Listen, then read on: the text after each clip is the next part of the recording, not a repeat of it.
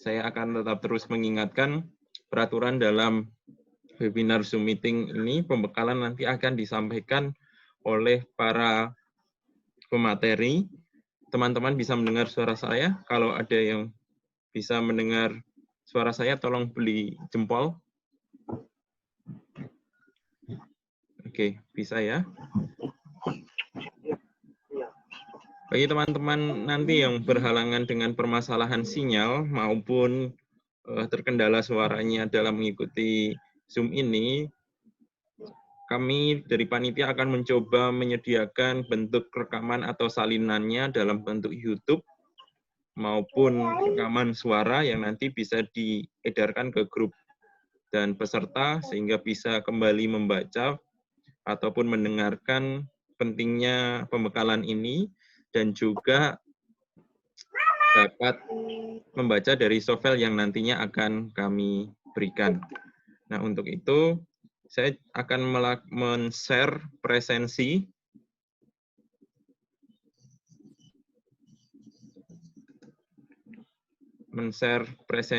yang wajib untuk teman-teman mahasiswa isi. Ini bisa diisi setelah nanti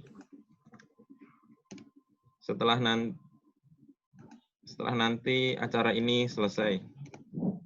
Seperti itu. Atau boleh di-forward ke grup WhatsApp-nya masing-masing presensi yang sudah saya berikan di grup chat. Oke, kembali mengingatkan untuk teman-teman mohon melakukan mute suara yang gambar mic tersebut. Jadi selama ada yang berbicara, peraturannya adalah one voice rule. Jadi semua harus melakukan mute seperti itu.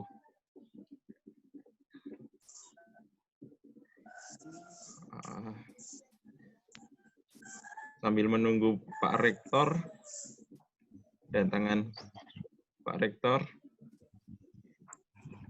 yang sepertinya ada permasalahan dengan sinyal.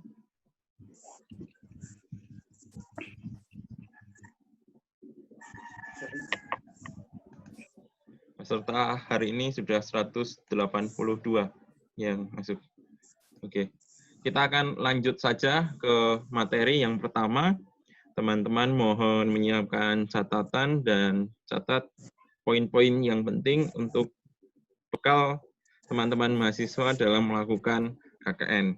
Untuk materi yang pertama akan disampaikan dalam waktu 20 menit ke depan.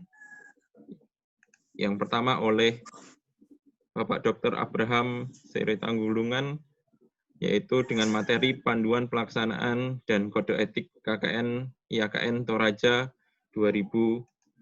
Untuk waktu kami persilahkan.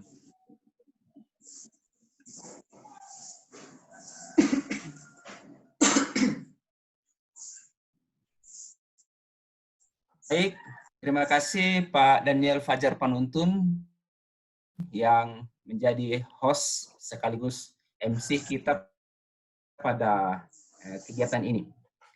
Saudara-saudara, saya tidak akan berpanjang lebar untuk membicarakan atau menyampaikan apa yang ditugaskan kepada saya. Karena saya mengasumsikan bahwa semua yang hadir ini bisa membaca. Adakah yang tidak bisa membaca? Karena semua bisa membaca, maka pasti bisa melihat secara lebih jauh apa yang perlu untuk diketahui menurut apa yang dipersiapkan panitia ataupun menurut hal-hal lain yang perlu saudara-saudara miliki sebagai pengetahuan untuk melaksanakan kegiatan KKNT. Materi selengkapnya nanti juga akan dibagikan dalam bentuk soft file.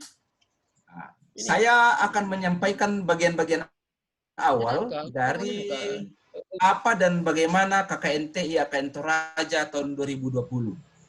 Diberi tema KKNT IAKN Toraja Tasuloile. Itu istilah yang tiba-tiba muncul di pikiran. Tasuloile. Apa pernah mendengar istilah Tasuloile? Nah, Jadi nanti dilihat jawabannya apa. Nah, saudara-saudara, semua kita sadar sekarang bahwa kita ada dalam situasi pandemi COVID. Dan apa-apa yang perlu kita ketahui tentang pandemi COVID, termasuk dalam berkaitan KKNT, nanti akan disampaikan oleh rekan yang lain yang akan memberikan pembekalan kepada kita. Tetapi satu hal yang penting kita pahami bersama-sama, kita internalisasi, ialah bahwa pandemi COVID membuat orang sedunia sekarang merasa terpanggil untuk merawat kehidupan bersama, memelihara kehidupan bersama, mengangkat atau memiliki kepedulian kepada orang-orang yang lain. Bahwa kita hidup tidak hanya demi diri kita sendiri, tapi bagi orang yang lain. Bahkan kita bermasalah pun bisa menimbulkan masalah bagi orang yang lain. Nah, di tengah-tengah situasi macam begitu, kita mahasiswa, kita orang Kristen, kita IAKN Toraja, dipanggil untuk menghadirkan kebaikan-kebaikan, keselahatan, bukan permasalahan baru. Menghadirkan kebaikan, bukan keburukan. Nah, karena itu banyak hal yang selama ini kita anggap sebagai yang baik, tapi sekarang kita ditantang untuk menunda atau tidak yang kita pandang baik selama ini. Nah, misalnya, selama ini kita bertemu, berjabat, itu jauh lebih baik daripada berjarak. Sekarang demi merawat kehidupan, berjarak jauh lebih baik daripada berjabat. Menutup mulut saat bicara jauh lebih baik daripada tidak menutup mulut. Dulu itu tidak sopan. Kita berbicara depan orang rasanya kurang sopan kalau kita menutup mulut dengan tangan atau dengan masker. Tapi itu menjadi sesuatu yang baru. Nah, intinya ialah kita menghadapi situasi baru, ya, dalam istilah lebih luas new normal yang sedang kita hadapi. Kita melakukan aktivitas normal sehari-hari, tapi dengan cara yang new. Nah, termasuk dalam kaitan ini adalah pelaksanaan KKNT. Saudara-saudara, KKNT sendiri kita ketahui bersama, KKNT itu adalah kegiatan belajar, kegiatan berkuliah. Tapi dalam belajar itu kita belajar sambil berkarya nyata. Atau belajar sambil bekerja nyata. Artinya ini bukan sesuatu yang semu, tapi sungguh-sungguh ada sesuatu yang terlihat dan ada dampaknya. Asumsi lain yang perlu kita miliki dalam kaitan dengan kegiatan ber-KKNT adalah bahwa kita, yaitu mahasiswa dan alumni di Staken Toraja, adalah orang-orang yang dipersiapkan untuk menjadi agen perubahan masyarakat. Agen artinya kita menjadi salah satu tokoh atau pihak atau figur kunci untuk terjadinya perubahan dalam masyarakat. Kita mengandaikan perubahan masyarakat artinya ada sesuatu dalam konteks kita, dalam masyarakat kita yang terus-menerus harus ditumbuh kembangkan, diubah, ditransformasi, supaya menuju kepada keadaan yang lebih baik. Tidak semua orang bisa dan mampu itu. Tapi cukup banyak orang bisa dan mampu, termasuk kita mahasiswa. Kita adalah orang yang dipandang bisa dan mampu untuk itu. Nah, dalam kaitan dengan mengubah masyarakat itulah maka kita menyadari bahwa perubahan masyarakat itu harus dimulai dari diri sendiri. Tidak usah berpikir merubah orang lain. Kalau kita sendiri belum mengalami perubahan cara berpikir, cara pandang, sifat, dan karakter yang lebih baik yang kita harapkan terjadi dan mengubah orang-orang yang lain. Jadi perubahannya dimulai dari diri kita sendiri, dan juga tak harus memulai dari hal-hal yang besar. Kadang-kadang kita berpikir perubahan itu mesti besar, tapi juga dari hal yang paling kecil bisa kita lakukan. Dari hal yang paling mungkin untuk bisa dilaksanakan. Nah, ini harus kita tanamkan dalam diri kita sebagai panggilan yang terus-menerus harus menginspirasi kita bahwa dimanapun saya berada, saya membawa potensi perubahan. Dimulai dari diri saya, dan pada hal-hal yang paling kecil sekalipun perubahan itu bisa dilakukan. Nah, dalam konteks pandemi COVID ini, nah, ini saya teringat sekali masa-masa kecil saya. Saya tahu juga bahwa saudara-saudara masih sering mendengarkannya dan sering melantunkannya. Ada lagu kita, lagu Orang Toraja, Marendeng Marampak Karadianku. Ada satu bagian di dalamnya yang bagi saya setiap kali sampai di syair itu seakan-akan saya tersentak, terpanggil untuk berpikir apakah yang telah kulakukan untukku tempat di mana saya berada. Ada syair, Susi anak natau sule umpeme loi tondokna. Mungkin kalian sudah pernah mendengar itu. Artinya apa? Jiwa orang Toraja dari dulu itu, kalau mereka pergi entah kemana, pergi bersekolah, pergi merantau, pergi mencari kehidupan di berbagai tempat, harapan, doa, dan kerinduan mereka itu, saya ingin seperti anaknya orang lain, kembali pulang untuk memperbaiki umpemeloi tondokna. Ada juga lagu terakhir itu tondokku, tondokku, tondok wanga, tongkonanku kamali, kunai dadi, kuni ditibusan. Itu juga lagu kerinduan terhadap daerah. Dan di sana kita akan berada, di sana kita lahir. Ia selalu menjadi tempat yang kita rindukan. Dan pada akhirnya, kita pun mungkin akan dikuburkan di sana. Paling besar kemungkinan dikuburkan di sana. Jadi lahir, hidup bertumbuh, dan pada akhirnya dikuburkan. Atau kalaupun paling tidak kita lahir di sana, dan pada akhirnya dikubur di sana. Artinya baik buruknya tempat itu juga akan selalu menjadi bagian dari diri kita. Kalau ia menjadi tempat yang baik, ia adalah kebaikan kita juga. Kalau ia menjadi tempat yang buruk, ia membawa keburukan juga buat kita. Kalau ada orang yang tidak berbuat untuk tempat tersebut, tidak ada orang lain yang pertama-tama harus ditunjuk untuk mengemban tugas pembaikan masyarakatnya itu, kalau bukan dirinya sendiri. Jadi ada panggilan itu. Dari lahir sampai mati kita ada di sana. Lagu yang sama juga di ciptaan Ibu Sud, Desaku yang Kucinta, Pujaan Hatiku. Itu lagu-lagu kecintaan. Bahkan dalam masyarakat barat pun kita mendengar lagu country, misalnya Country Road, Take Me Home. Semua orang dimanapun merindukan bahwa yang pertama selalu ada di pikirannya adalah kampung halamannya sendiri. Maka tugas dan panggilan untuk membaikkan kampung halaman bukan terletak pada orang lain, tapi pada diri kita sendiri. Bahkan mungkin ironi kalau kita berkata bahwa kita akan memperbaiki kampung orang lain, tondokna tosenga, sementara kampung, negeri, desa yang kita miliki sendiri tidak kita perbaiki. Atau dengan kata lain kita mau katakan, aneh lah, ironi lah, kalau orang lain kita minta memperbaiki diri, sementara diri kita sendiri tidak kita perbaiki. Padahal baik buruknya dan kedepannya semua hal yang kita hadapi itu bertolak dari diri kita, dari tempat di mana kita berada.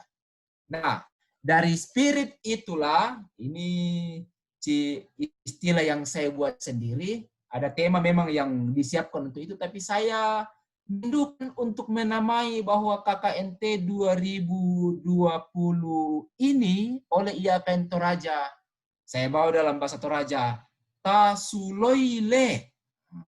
Tasuloile. Tasuloile itu artinya Tasule umpemeloi lembangta. Itu singkatan dari Tasule. Tasule umpemeloi lembangta. Tapi dari kata, ya singkat, memang itu maksudnya, mari kita pulang untuk memperbaiki lembang kita. Tapi dari kata ini sendiri terlepas dari singkatan yang saya buat ini, tasuloi itu tentu saudara tahu. Tasuloi itu penerang. Sehingga kalau kita dipanggil, mari kita, kata tasuloile itu berarti mari kita menerangi, mari kita memeriksa, mari kita memperhatikan. Kalau itu masih gelap, mari bawa obor ke sana. Obor itu sama dengan sulo. Mari kita bawa obor ke sana supaya tempat di sana menjadi terang. Dan le itu adalah ajakan. Ayo, ayo, mari kita pulang untuk meneranginya. Dan karena itulah mengapa KKNT kali ini dipulangkan kita ke kampung kita masing-masing. Memang tak dapat disangkal faktor pandemi COVID itu salah satu hal yang utama. Sehingga jangan kita berpikir, kenapa kampus lain melakukan KKNT di luar Lembangnya atau tempat yang lain. Ya, silahkan mereka lakukan itu. Itu pilihan yang tak salah. Itu kegiatan klasik selama ini. Hal macam begitu. Tapi mungkin selama ini kita alpa. Kenapa pergi memperbaiki kampung orang lain sementara diri dan kampung kita sendiri belum kita perbaiki. Nah, bukan hanya kita, saudara-saudara, yang melakukan model KKNT macam begini.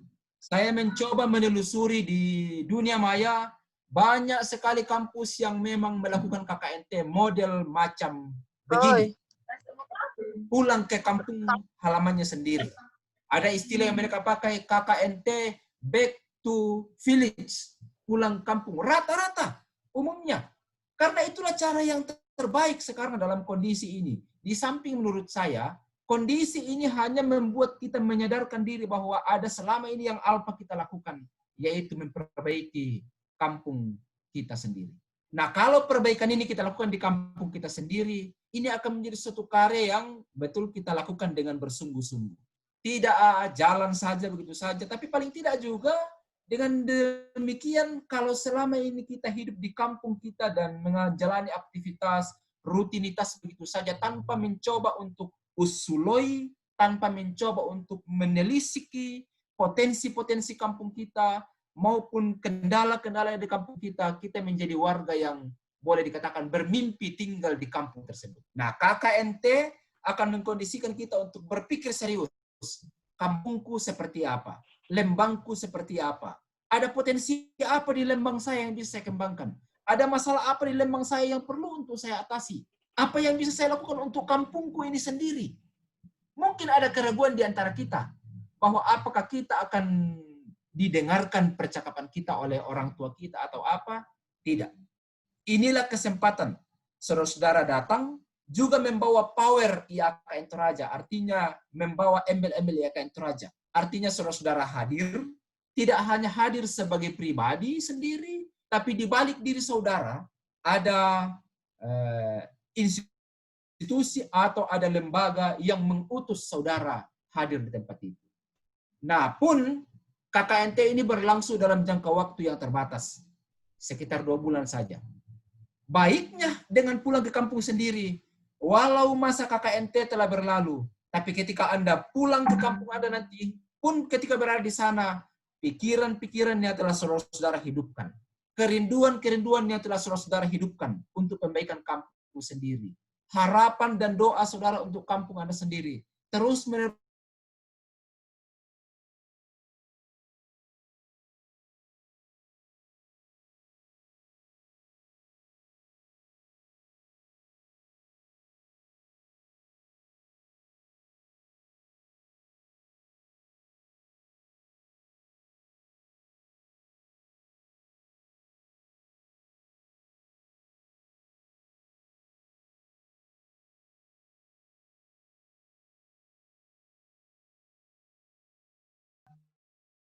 yang lain dari kampung mereka sendiri. Silahkan, tidak apa-apa.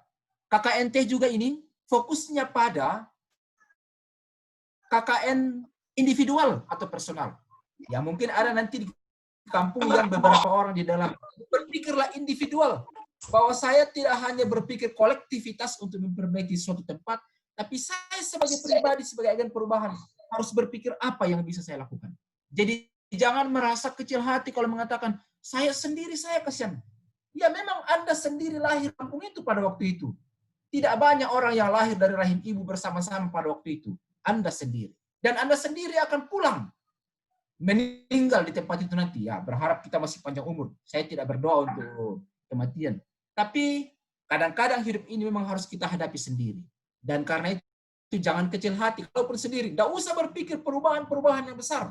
Nanti akan ada panduan yang disampaikan oleh rekan-rekan yang lain.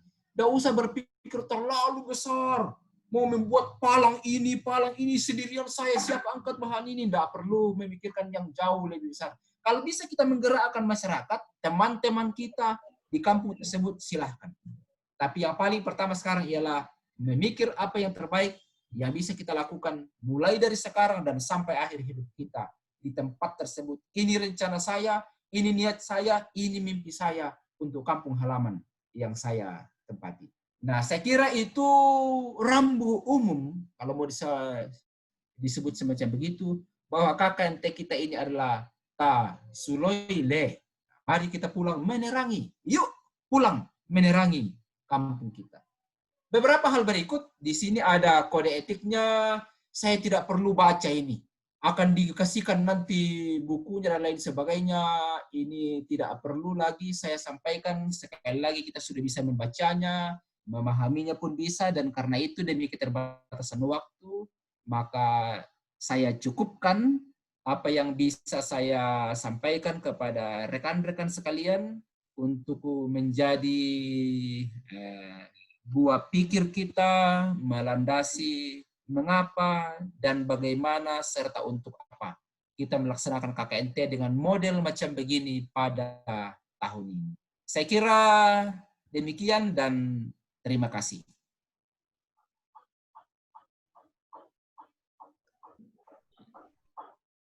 Terima kasih untuk materi yang telah diberikan oleh